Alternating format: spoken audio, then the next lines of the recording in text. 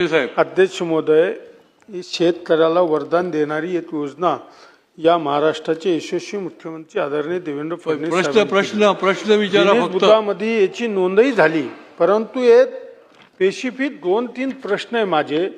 जालना जिल्ह्यामध्ये अटल सौर कृषी पंप योजनेतून 314 अरे बोलून तर द्या ना, बसतो शेतकऱ्याचा प्रश्न आहे विचारा। मुख्यमंत्री सौर कृषी पंप योजनेतून 17,209, प्रधानमंत्री कुसुम दळट योजनेतून 21,623, मागेल त्याला सौर कृषी पंप योजनेअंतर्गत आज तक 41,627 लोकांनी असं एकंदरीत 54,600 लाभार्थ्यांनी अर्ज केला। त्यापैकी 52,178 लोकांना वर्क ऑर्डर दिली शेतकऱ्यांनी, त्यापैकी 41,627 सौर पंप अजून बसविण्यात आले नाही। पहिला प्रश्न आहे की हे सौर पंप उरलेले किती दिवसात बसविणार, पहिला प्रश्न आहे। आणि बदनापूर अंबड तालुक्यामध्ये जालना जिल्ह्यामध्ये जे आता जसं भोकरदन तालुक्यातली 2 शेतकऱ्याची नाव सांगितलं, नुकसान झालं, त्यांना रिप्लेसमेंट केली, त्याप्रमाणे तिथले कमीत कमी 25 ते 30 लोकांचं नुकसान झालेलं आहे, त्याला आपण रिप्लेसमेंट किती दिवसात करून देणार।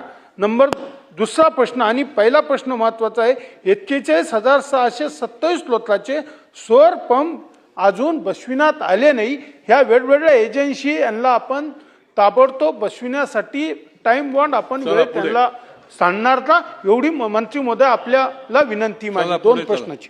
अध्यक्ष महोदय, सन्माननीय सदस्यांनी जालना जिल्ह्यातल्या ज्या 41,000 शेतकऱ्यांनी सौर पंपाची मागणी केली आणि त्यांचे आणखीन बसवण्यात आलेले नाही असं सांगितलेलं आहे, तर 120 दिवसाच्या आत सोलार पंप बसवणं बंधनकारक आहे। आणि आपण अशा पद्धतीने ज्या कंपन्यांनी वेळेत भरले नाही, वेळेत पंप बसवले नाही, त्यांच्यावरती कारवाई सुद्धा करतो।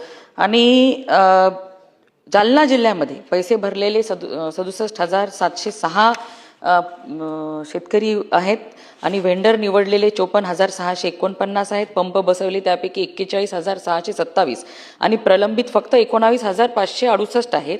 आणि ह्या 2 महिन्यामध्ये हे राहिलेले लोकांचे सर्वांचे पंप बसवण्यात येतील। अध्यक्ष महोदय, चला।